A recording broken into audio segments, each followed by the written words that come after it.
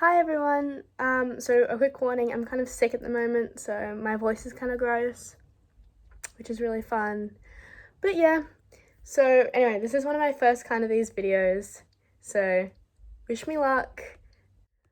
And if you're feeling up to it, why not subscribe? Because less than 5% of my viewers are actually subscribed. Draco Malfoy in canon was written as an unlikable brat. No matter how much you feel about the character personally, he was simply intended as a bully. Yet, he's currently one of the most popular and well-loved characters in the fandom. There's one main argument people use to kind of argue and reason for this, including she who must not be named. Its primary reason is Tom Felton. The claim is that because movie Draco was played by such an attractive actor, he instantly became lovable. He was the bad boy every girl wanted to fix. We sympathized with him because we didn't want to see an attractive boy cry. J.K. Rowling said that she believed that Draco's supporters were really disturbing because of this behavior. It's kind of the main reason for this video, because of these 2 points. Primarily because it's an entirely sexist view. The idea that a woman would only find a character interesting is because she's attracted to them. And secondly, because it completely ignores the fandom representation of Draco, whom is very often remorseful and no longer a blood-purist bully. Yes, obviously Tom Felton is an attractive guy, but there are also plenty of other attractive bad people in the Harry Potter movies. What about Helena Bonham Carter? Or Christian Coulson? Or hell, even Josh Herdman. Well, that's kind of my own opinion, but I mean, some people see it. These are all popular characters, but none with the same amount of popularity as Draco. You can't really argue he's only popular because he's hot. No, I would argue the real reason for his popularity is the need for complex, morally ambiguous characters in the Harry Potter franchise. And this is where we get to fandom. Because, truthfully, the only reason the Harry Potter franchise has become so renowned is because of the fandom. No hate from this, but the Harry Potter story is incredibly basic. It's a simple children's/young adult story with good versus evil and a bad racism allegory. It really isn't that good, nor is it nuanced. In fact, it follows the hero's journey almost completely. We've read 1,000 books like it, and we will read 1,000 more. It really isn't anything new.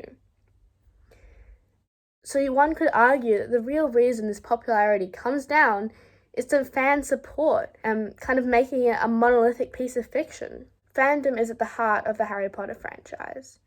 They kind of have a symbiotic relationship with one another. However, especially after J.K. Rowling came out as a TERF, the importance of fandom has risen tenfold, where fandom representations of characters are now considered as fact.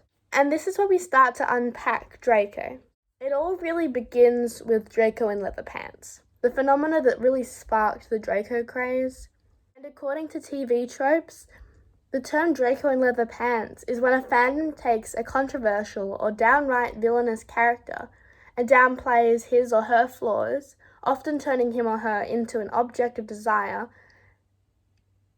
and or a victim in the process.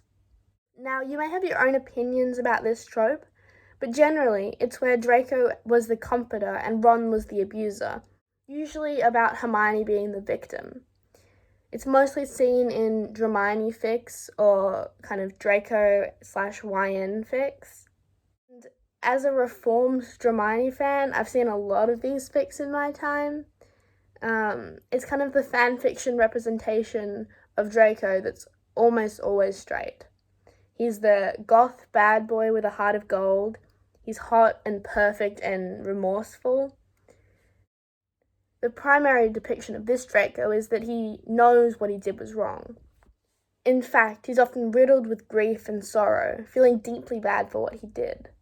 Now, ignoring my feelings on this trope, it's actually quite an easy one to draw sympathy for Draco, who in canon is the equivalent of a Hitler Youth attendee. However, it is a very, very old trope, one seen less and less in depictions of Draco in fanworks, especially with the rise of Drarry taking over from Dramione as one of the most popular ships. Now, with Draco in leather pants being increasingly rare in the fandom, we still have different depictions of Draco than in canon, which is why I've decided to name 2 modern depictions of Draco. Number 1, Draco in khakis, or aka Soft Boy Draco. This Draco is the victim of society following the war and believes he deserves it. He drinks lots of tea, loves to read, and sometimes even wears glasses. Personally, I actually quite like this version of Draco, if it's done well. One of the best depictions of this Draco is Dad Says by Galliplicity, and I really think you should check that out. It'll be in the description below. In order for this trope to be done well, Draco has to have a reason for the giant personality change. In Dad Says, it's because he becomes a father and is forced to hang around with muggles after losing his fortune. However, it is notably difficult to write, especially to write well, because it can be very easy to come across as Draco feeling sorry for himself and believing he is the most abused person in the wizarding world. Another very important element in this trope, and almost every fandom representation of Draco, is that he hates his father and was abused by Lucius. Something very out of character for both Lucius and Draco. Lucius loved his son and was constantly supporting him until the point he was spoilt rotten. Lucius went to his Quidditch matches and put up with Draco's rants on Harry Potter. We know this from canon. And the same with Draco. Draco loved Lucius and respected him as a father and more than anything. He wanted to be just like him. He wanted to protect his family, hence why he became a Death Eater. So Draco in khakis only really works if his change to Soft Boy comes not out of self-pity or hatred for his father, but rather an external factor, such as the exclusion from the wizarding world, or a sense of responsibility to his family or someone he's in love with. Number 2, for my personal favourite Fanon representation of Draco, and kind of how I like to depict him, because personally I believe it aligns best with Draco in canon, whilst also offering new insights to his redemption. This is what I like to call Draco in a leather skirt. This Draco is still posh, campy, and snobby, and probably gay. He's didactic in the way he can also be a spoilt brat and apologetic in his actions. He uses the mask of sarcasm and humour to ignore the guilt, rather than being straight up remorseful or an emo edgelord like in Draco in khakis or Draco in leather pants.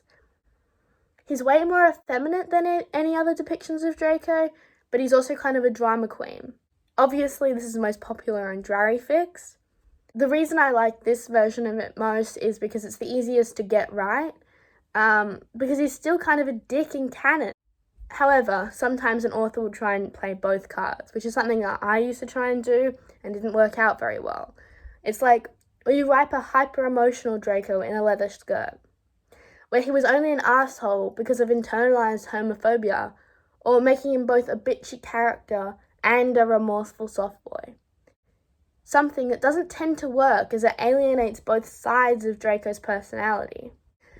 So that was my opinions on the Draco mythos and representation of Draco in Fandom.